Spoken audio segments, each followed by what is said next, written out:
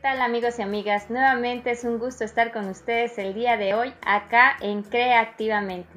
Soy Liliana Sánchez Ballesteros, Master Coach en Negocios por la Escuela Superior de Programación Neurolingüística. Y bueno, el día de hoy vamos a continuar con el tema que estuvimos trabajando la semana pasada, en donde hablamos de planifica tu vida y tu empresa. El día de hoy vamos a continuar con este mismo tema, nada más que vamos ahora a trabajar en el desarrollo de la personalidad para construir esta empresa. Dentro de la economía, cuando nosotros vamos a implementar un proyecto, decimos que tenemos que ahorrar, y el ahorro no es más que la diferencia entre el ingreso y los egresos. El ingreso es lo que yo cobro por mis ventas, por el salario que percibo, por el puesto que yo tenga o el negocio que yo tenga al realizar la venta. Esos van a ser los ingresos, el dinero que yo percibo. Y los egresos, pues bueno, es lo que tú gastas, que en ropa, en estudios, escuela, zapatos, vestido, casa, etc. Entonces la diferencia que hay entre el ingreso y el egreso va a ser, a esa parte se le va a llamar ahorro, y es la formación de un capital que tú vas a estar haciendo en tu día a día.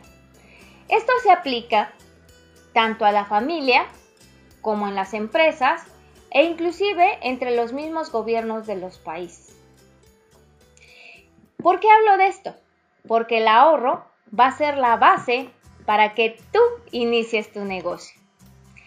El ahorro, normalmente dicen ahorra un 10%, pero es mejor que entre un 15 y un 30%, de acuerdo a lo que dicen los economistas, es la base de capital que tú necesitas para iniciar un negocio propio. Por increíble que te parezca, las empresas, los bancos, las financieras, es más fácil que apoyen, financien cosas grandes que cosas pequeñas. Todo también depende del aval que tú consigas. ¿Por qué? Y para ello te voy a contar una pequeña historia que la tomé de un libro del doctor Jaime Navarro, y que bueno, él comenta que se la narró su padre. Y es del comprador de té. Este comprador de té era un comerciante que importaba una serie de productos en Inglaterra, y en ese entonces pues se usaba un cochero, el cual lo traía y lo llevaba. Anteriormente todas las transacciones se hacían vía barcos, a través de navieras. Entonces un día que iban solos los dos, el cochero le dijo: oiga, ¿cómo se le hace para poder tener un negocio? Y el señor le dijo: bueno, lo que tú necesitas es primero tener alguien que te respalde, alguien que conozca y que te apoye. O sea, un aval, que es lo que estamos viendo ahorita. Y dice: mira, ¿qué te parece? Como has estado muchos años conmigo, te voy a ayudar. Y en eso quedaron. Al día siguiente le llamó y le dijo: mira, el día de hoy llega un navío cargado de té, te voy a pedir que vayas y compres toda la mercancía. Cuando veas que se va a ofertar, tú te acercas al capitán del barco y le dices que vas de mi parte y que vas a comprar todo el cargamento. Lo que va a suceder es que va a haber más compradores y se te van a acercar para decirte que ellos quieren comprar. Entonces lo que tú vas a hacer es le vas a incrementar un 10% a esa compra que tú hiciste y lo vas a vender. No importa qué cantidad te compre cada uno de ellos, tú vendes. Y así lo hizo el cochero. Llegó, como le había dicho su patrón, compró la carga de té, posteriormente lo revendió Y ya con el dinero fue a verle nuevamente a su negocio. Y le dijo: señor, aquí está el dinero obtenido, hice todo lo que usted me indicó. Y así como recibió el dinero el patrón, agarró y se lo devuelve al cochero. Y le dice: es tuyo. Y él se queda sorprendido y le dice: ¿por qué? Porque todo el negocio lo hiciste tú. Lo único que necesitabas era un apoyo. Y mi nombre, que es altamente reconocido, fue el apoyo que tú necesitaste para realizar el negocio. Toma este dinero en pago de todos estos años de servicio que has estado conmigo. Y con ello empieza nuevamente a darle movimiento a ese capital para que tú y tu familia gocen de una comodidad satisfactoria. El cochero, ya sabrán, pues muy agradecido, le dio las gracias y con ello inició un negocio. Por eso les comentaba que todo depende del aval que usted consiga. En este caso, el aval era el nombre del comprador, del importador de materias, que solamente el cochero, que podamos decir una persona que no tenía la preparación financiera, sin embargo, supo hacer el negocio, pues logró tener una cantidad más de la que él esperaba. En la vida real esto sucede y lo que necesitas lograr es prestigio. Esto dentro de una empresa, dentro de ti, si te quieres hacer empresario. Y ser empresario de ti mismo o de ti misma es sumamente importante porque se necesita prestigio. Y el prestigio solamente lo consigues con esfuerzo y trabajo. Y ello repercute si tú conoces a alguien y ahorita ponte a pensar, tus padres o si ya trabajas y tienes referencia de tu entorno donde te estás desarrollando, vas a ver que dices, esta persona es reconocida porque es muy honesta, porque es trabajadora, sabe hacer negocios, esta mujer es muy emprendedora, se le dan las ventas, es prestigio. Pero estas personas que han sido o que son exitosas, créanme que son realizadoras. Para que la gente pueda confiar en ti y poderte ayudar, también tienes que ser un realizador, es decir, tienes que hacer las cosas. Cuando trabajamos las metas y trabajamos los objetivos, yo les comentaba que es muy importante que ustedes tomen acción. No es solamente decir voy a poner una empresa y se van a sentar o van a dormir y en ese transcurso van a decir, se me ocurrió la idea, ya sé cuál es mi propósito, cuál es mi sueño, cuál es mi objetivo y te vas a esperar a que llegue. Eso no es posible. Decimos que tenemos que anotar y tenemos que pasar a la acción.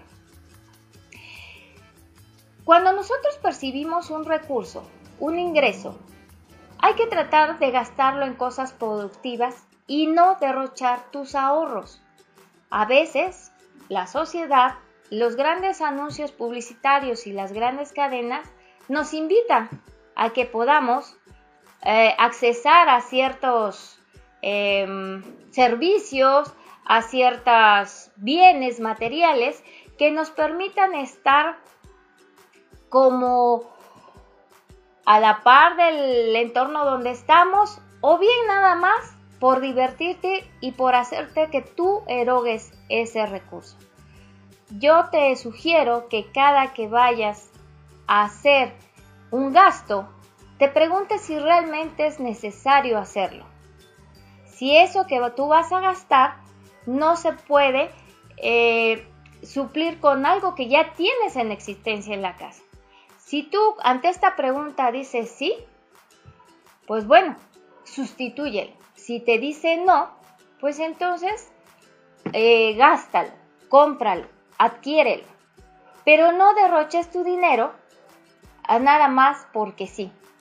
Porque tú sabes lo que te tardas en que el ingreso entre a tu cuenta bancaria, a tu bolsillo, y qué tan fácil es que salga.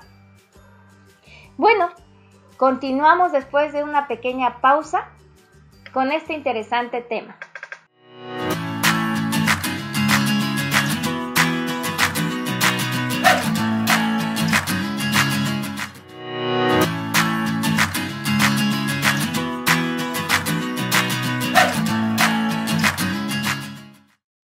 Bueno, amigos y amigas, continuando con este tema, comentábamos que hay que tratar de vigilar en qué gastamos y no derrochar tus ahorros. Cuando tú necesitas dinero, no vas a encontrar mucha gente que te lo preste, y aún así, si lo encuentras, estarás endeudándote como lo hacen muchas personas e inclusive muchos gobiernos. Esta genera que las deudas sean mucho mayores a los ingresos que se puede generar para pagar esta deuda. Recuerde que la deuda, más si es con un banco, con una financiera, con una entidad bancaria o financiera, te va a estar cobrando los intereses. Y esto a la larga nos crea una deuda mucho mayor. Con ello, yo te quiero comentar, todos en algún momento de nuestra vida hemos tratado de iniciar un negocio por nuestra cuenta, porque todos traemos ese espíritu emprendedor y a lo mejor algunos lo empezaron desde chicos. Yo, por ejemplo, les voy a contar, mis hijos cuando eran pequeños casi no consumen dulces, sino porque no les gustaban, simplemente se comían uno y los demás los dejaban. Pero ¿qué hacían? Juntaban todos los dulces de las fiestas y luego armaban una canasta y salían casa por casa a venderlas dentro de la unidad habitacional donde vivíamos. Y bueno, desde pequeños ya estaban viendo cómo idearse. Y todos desde alguna manera, no sé, cuando eras pequeño intercambiabas estampas, hacías tareas. Bueno, hay un sinfín de cosas que hemos hecho desde pequeños con tal de allegarnos de un recurso para comprar algo, pudiera ser una camisa, una cámara. Ahorita en estos tiempos, pues son celulares, una tableta, algo tecnológico que les permita a los jóvenes también aprovechar estas capacidades.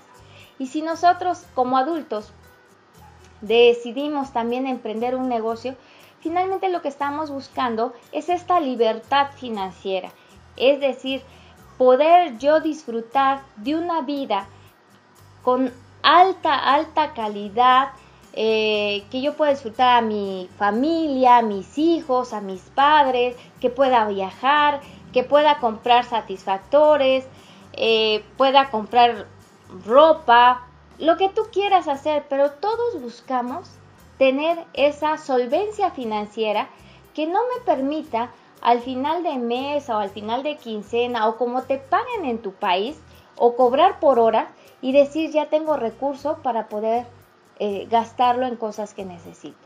Sin embargo, estos pequeños gastos hormiga que les llamamos, que es cuando yo tengo mi dinero y voy caminando, se me antojó un café, se me antojó este alimento. Voy pasando y ya está la oferta de ropa en alguna tienda y ya me compré una muda de ropa. Y a lo mejor ni la necesitaba, pero la publicidad es tan maravillosa que hace directamente que llegue a nuestro inconsciente y entonces dice, pues cómprame. Y entonces gastas. Y cuando te das cuenta, ese dinero que tú tenías se te fue. Ese billete que cambiaste, esa moneda que cambiaste, ya no tienes nada. ¿Por qué? Porque se fueron esos pequeños gastos hormigas, son los pequeños gastos que nosotros tenemos.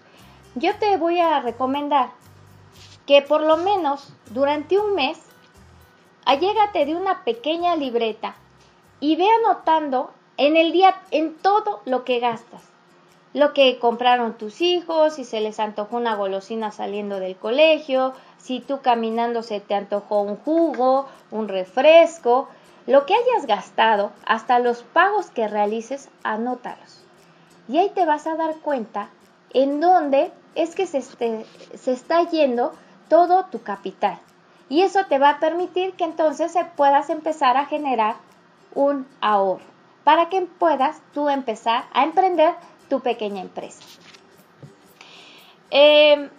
En algún momento, les decía, hemos tratado de poner este negocio. Algunas personas lo han logrado, algunas otras personas no. Otros se han quedado en la fase del sueño, de decir, tengo muchas ideas, sé que lo voy a hacer así, voy a hacer este primer paso, luego este segundo, pero nunca lo llevan a cabo. Acuérdate que para poder poner en marcha una idea, un objetivo, tienes que prepararte y estar dispuesto a ser un realizador, es decir, a tomar acción. Y para esto no tengas miedo. Este miedo se supera cuando estás frente a la realidad. Cuando realmente tomaste ya la decisión de decir inicio, y no te voy a decir que no te va a dar temor, porque a mí me ha sucedido en los negocios, en las empresas que yo he iniciado. Es el temor de decir, ¿y si no se da? ¿Y si no puedo? ¿Y si no se vende? Quítate por favor todas esas ideas y simplemente actúa y da el paso. Porque eso es cierto, ya que das el paso, en automático sientes una seguridad, sientes una satisfacción de decir, ya inicié, ya di el primer paso, ya puedo echar adelante a sacar esta idea de negocio que tengo. Cuando lo único que necesitas al iniciar esta parte es agudizar tu ingenio y analizar con profundidad lo que quieres lograr. Por ello, estudia y prepara tu proyecto de inversión. Piensa cómo organizar y administrar tu nuevo negocio. Este puede ser, ya sea que tú implementes un negocio en un local, o bien que se trate de vender un producto a consignación. ¿Qué es consignación? Es decir, te lo dan para que tú lo vendas, sin necesidad de que tú aportes capital. De todas formas, tú necesitas analizar a quién se lo vas a vender, a qué precio, en qué tiempo. Eso te va a hacer generar estrategias de posicionamiento del negocio. Como tú puedes ver, ahorita en esta economía en la que estamos viviendo, vas a ver que hay muchas formas de obtener ingresos, e inclusive en ventas por catálogo. No te piden mucho capital, es más, algunos ni siquiera te lo piden. Simplemente te dicen, aquí está el producto y tú puedes venderlo, y con lo primero que tú vendas, con esa venta tú ya puedes pagar esos productos y ya te vas haciendo de capital. Para ello, si tú necesitas un capital mucho mayor para emprender un negocio más en forma, quienes te pueden prestar dinero son las entidades bancarias, siempre y cuando tú presentes un estudio de factibilidad de un proyecto de inversión que sea rentable. Y bueno, te voy a decir, ¿qué es factibilidad? Que sea posible, que se pueda implementar, que se pueda echar a andar, que pueda iniciarse. Te voy a comentar de qué manera lo puedas hacer de una manera mejor, de una manera factible. Para preparar el proyecto de inversión, ya sea pequeñito o sea grande, requieren de un estudio muy cuidadoso para evitar fracasos tanto del riesgo del capital como del esfuerzo que tomes. Esto tiene que ver con el capital, si tú lo vas a solicitar, lo vas a pedir prestado, o bien si vas a disponer de los ahorros que tienes para implementar. El esfuerzo va a ser el mismo y se tiene que minimizar hasta cierto límite, sobre todo para que este proyecto tenga éxito. Recuerda que cuando vayas a trabajar todo el contexto del proyecto, lo mismo va a ser el tiempo que vas a invertir en un proyecto grande que en un proyecto pequeño. Entonces, tu sueño, ya decíamos en programas anteriores, que es importante, entre más grande sea la meta, es la misma cantidad de esfuerzo que vas a poner, pero también los riesgos, la innovación y la creatividad se agudizan un poco más. Todo proyecto necesita de un estudio de mercado. Este puede ser muy simple o puede ser muy sofisticado. Esto va a depender del tamaño, del área donde vas a estar trabajando, eso es el tamaño, de el número de personas a las que tú quieras atender y de la plaza. Con esto, pues bueno, ahorita que regresemos de esta pequeña pausa, te lo sigo comentando.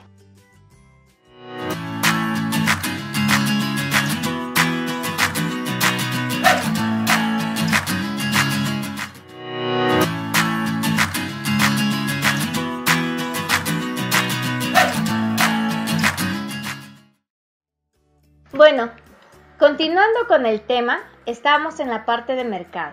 Te comentaba que era muy importante que nosotros definamos el tamaño del mercado porque esto te va a ayudar a definir qué tan preciso lo quieres. Y bueno, también tiene que ver con los recursos que tú tengas. Para establecer un programa de un estudio de mercado, pues tienes que ver el tamaño, tienes que ver el área donde vas a involucrarte y por supuesto el precio.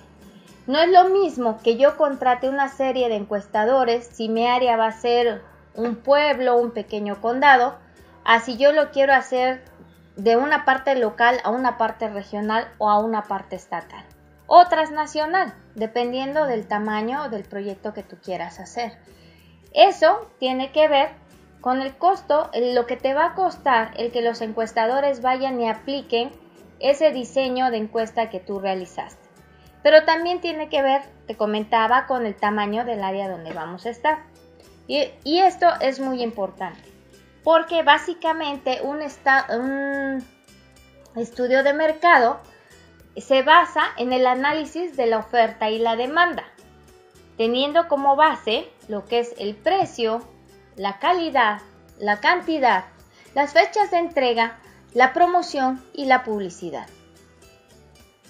Te voy a explicar. La oferta es lo que yo voy a vender y la demanda es lo que el cliente o los consumidores están demandando en el mercado. Por ejemplo, si yo quiero decir voy a producir fresas, mi gusto a donde lo que yo voy a ofertar son fresas, pero si la demanda del consumidor no es consumir la fruta en fresco, a lo mejor lo quiere en mermelada o un sector la quiere procesadas como fresas con crema, como son las cajitas que venden, o puede ser que sea una fresa deshidratada o que se esté demandando para ahorita con esto que se está de los spa, para relajación, requieren a veces fruta deshidratada para hacer estos como aromaterapia o ensaladas. Entonces va a depender del sector a donde va a ir destinado tu producto. Por eso es muy importante que con el estudio de mercado se vea cuál es la oferta y cuál es la demanda. Les comentaba, la base de todo estudio de mercado, cuando tú hagas una encuesta, la encuesta no es más que una serie de preguntas sobre el producto que tú vas a lanzar y a lo que quieres lograr. ¿Para qué te va a servir? Pues precisamente para saber si quieren fresas con crema, si quieren fruta fresca, si la quieren en mermeladas o la quieren deshidratada. Pero tú ya sabes hacia dónde es la tendencia y qué es lo que está demandando el consumidor. En ese momento, lo que tú vas a hacer es diseñar tu proyecto de inversión porque la maquinaria, los equipos, los recursos que tú necesitas son diferentes en función a lo que nos está demandando el cliente. Entonces, es muy importante que revisemos precio, calidad, cantidad, fechas de entrega, la promoción y la publicidad que se le va a dar a este producto que tú vas a lanzar. También tú tienes que analizar la competencia sobre el producto que tú tienes. En este aspecto, cuantifica y califica los productos de tu competidor. ¿Por qué te sirve esto? Ya te comentaba, si yo voy a lanzar un producto que sea fresas, decíamos, pero es destinado para mermelada, yo tengo que revisar quiénes van a ser mis competidores, quiénes producen mermelada de fresa en mi entorno local, si es que lo voy a hacer local. Si voy a ser la única, pues genial, el mercado es para mí, pero también hay que ver por cuánto tiempo lo demandan. No todo el tiempo están consumiendo mermelada de fresa. A lo mejor requiere que con esa misma infraestructura, y eso ya es un poco de innovación, que yo tenga para la mermelada me va a servir para hacer jugos, por ejemplo, de fruta, de fresa. Y entonces, pues bueno, esta tendrá una base para que tengas tu mercado y te va a decir si tu producto va a ser competitivo o no. Si tú tienes en tu entorno muchas personas que producen mermelada de fresa, obviamente tu competencia es muy grande. Y entonces tienes que revisar y analizar si efectivamente esto es viable para ti, o bien cambias, en lugar de hacer la mermelada de fresa, puede ser dentro de la misma encuesta de mercado, puedes poner la otra opción que pudiera ser producto deshidratado. ¿Por qué?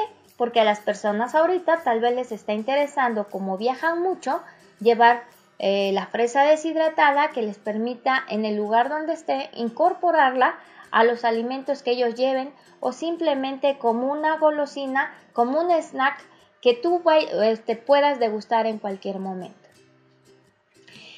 Una vez teniendo esta información, lo que tú necesitas es determinar qué tecnología vas a utilizar. Ya te comentaba, si vas a hacer jugo, vas a hacer mermelada, o sea, ¿qué proceso de producción vas a seguir? ¿Qué máquinas o equipos vas a utilizar? ¿Qué tipo de mano de obra requieres para operar estos equipos? Ahora, si tu negocio es de servicios, también tú tienes que cuidar mucho esta parte. A lo mejor no es un producto terminado, simplemente es una venta de servicios de capacitación, de consultoría, de asesoría. Pero igual tienes que hacer todos estos pasos. ¿Por qué? Porque tú tienes que generar un espacio que también te dé esa parte de certeza, de credibilidad ante tus competidores. Y tienes tú también que ver, por ejemplo, si te dedicas a dar conferencias, tienes que ver en tu entorno cuántos conferencistas y qué currícula tiene. Porque a lo mejor si están certificados por la Asociación Internacional de Oradores y yo nada más tengo un diplomado para hacer este tipo de servicio, pues lo que me va a indicar mi estudio es que yo tengo que prepararme más, tengo que estudiar más, tengo que capacitarme y tengo que calificarme como persona. ¿Por qué? Porque eso es el servicio que yo voy a vender. Por eso es muy importante. Y también, bueno, ¿ahí qué equipo es el que ocupas? Pues un buen internet, una buena computadora, a lo mejor cámaras fotográficas, y si voy a hacer negocios vía línea, pues a lo mejor necesito tener lámparas, necesito tener pantallas verdes, pantallas de luz, debo tener un pizarrón amplio para anotar las agendas y todo lo que se va a ir dando. O sea, también eso se le llama equipo. Tienes que considerar también,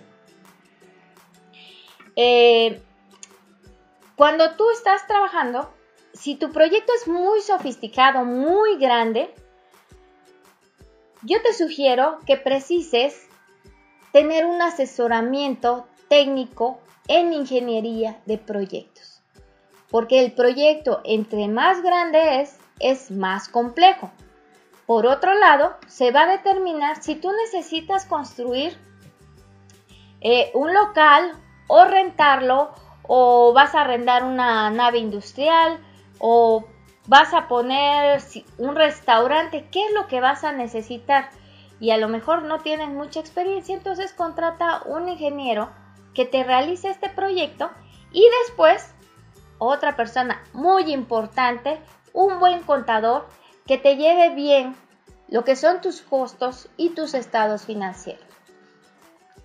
A continuación, te voy a presentar un pequeño esquema que te va a ayudar a preparar tu proyecto de inversión.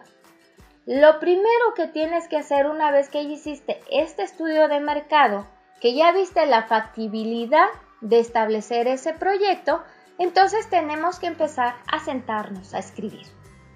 Y en esta parte, que además es muy interesante, porque tenemos que investigar y porque debemos tener esa claridad para dónde quiero caminar, a qué blanco le voy a dar, cómo va a ser ese sueño y qué es lo que necesito y cuántas flechas para implementar. Volvemos después de esta pequeña pausa.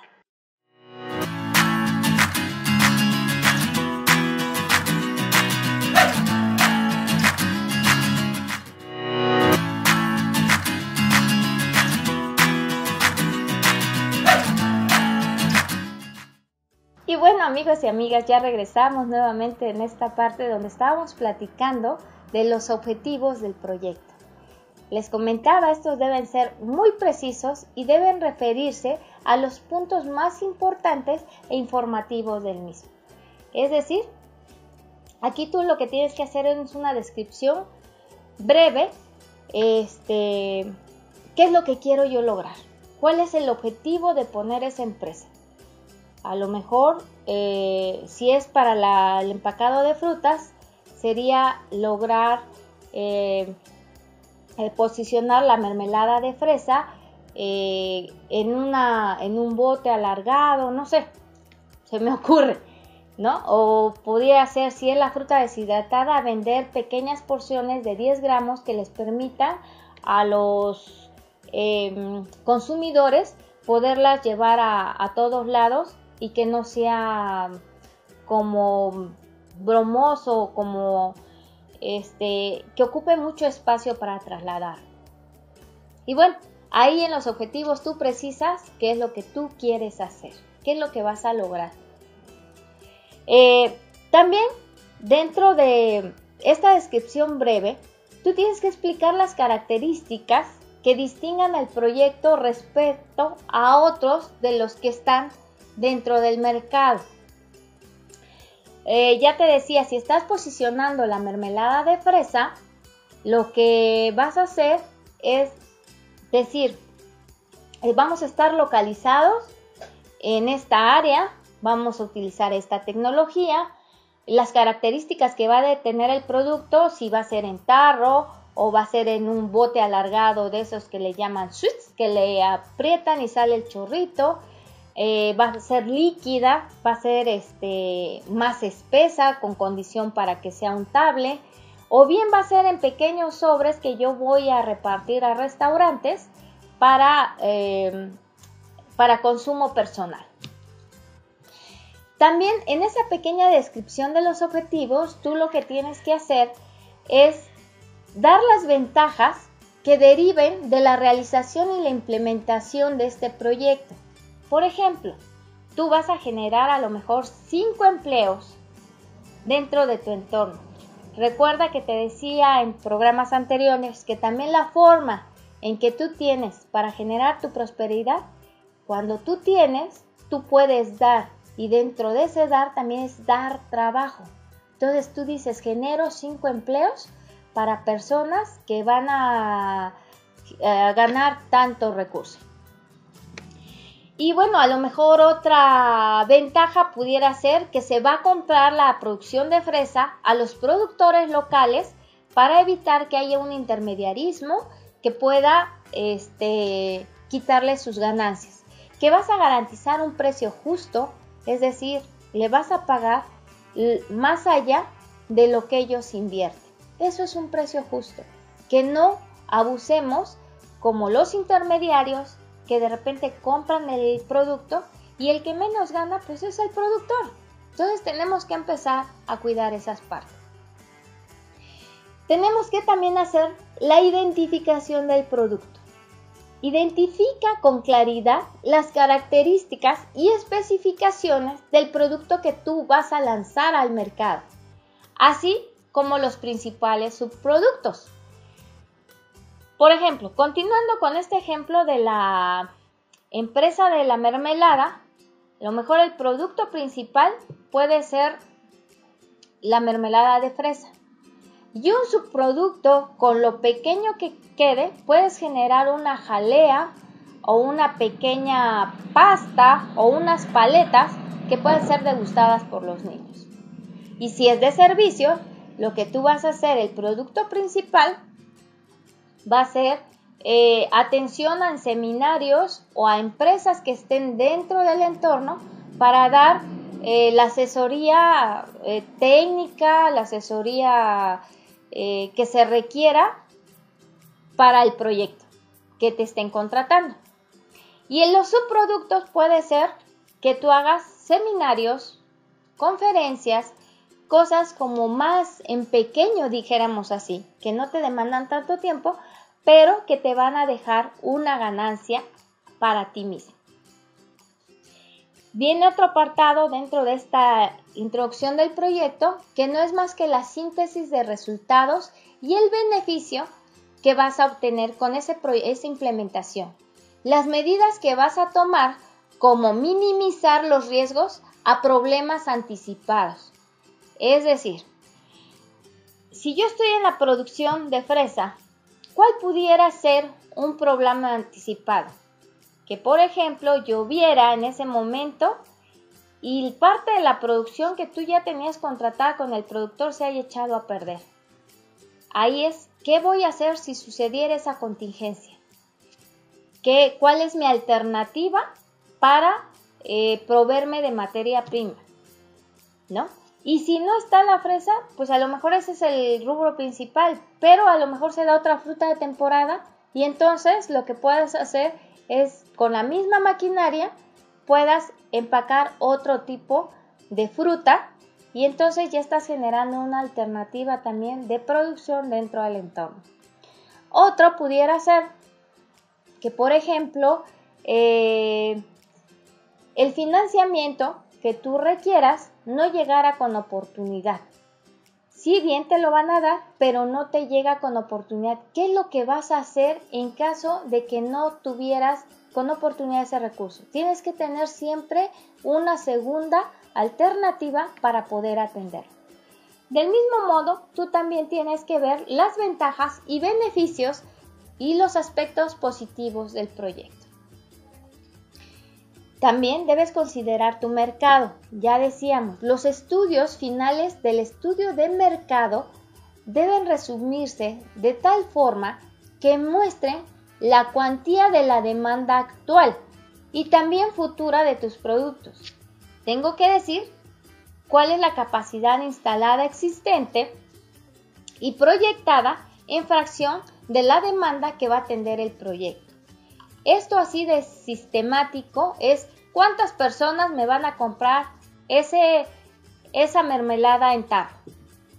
¿Qué capacidad tengo yo para, con esa maquinaria, con ese equipo que yo voy a adquirir, para dar atención a esa demanda?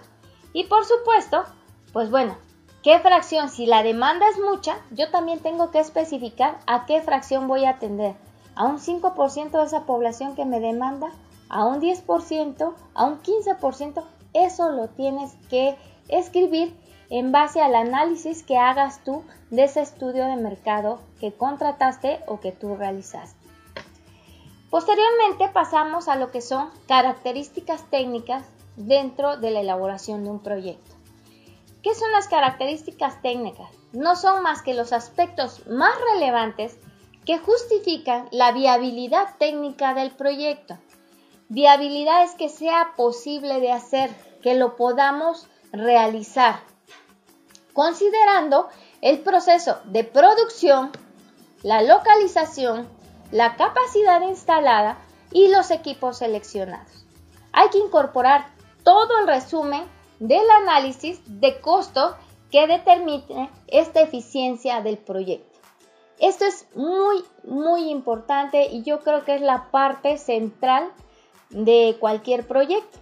¿Por qué? Porque ahí nosotros vemos hacia qué población voy a llegar, cuál va a ser el proceso que yo voy a seguir, los estándares de sanidad, todas las normas, todas las consideraciones técnicas, gubernamentales y sociales que nos piden para la implementación del proyecto. Esto es sumamente importante. Hay que incorporar también el resumen de su análisis de costos, también que este determina la eficiencia del proyecto, y señalar preferentemente el abastecimiento de los insumos y de la mano de obra, así como los efectos que va a tener en el medio ambiente. Ustedes saben que ahorita esto cobra mucha relevancia y demasiada importancia porque estamos en un momento ecológico bastante importante con lo que es el calentamiento global, y hay que ver qué tanto uso de agua vamos a hacer, qué voy a hacer con los residuos que salgan, por ejemplo, de la producción de la mermelada de fresa. Si es un proyecto de servicios, pues bueno, no tenemos esa parte, no tenemos, pero a lo mejor lo que genere de papelería, pues hay que ver dónde se va a vaciar o lo vamos a llevar a reciclar, qué es lo que vamos a hacer. Bueno, hasta acá terminamos esta parte en este programa que estamos trabajando de el desarrollo de tu personalidad y el desarrollo de tu proyecto. No te olvides seguirnos a través de nuestras redes sociales, en Facebook como Liliana Sánchez Ballesteros, en la página CRE-activamente con PNL, a través de Twitter como Liliana Saba PNL. Nos vemos hasta la próxima.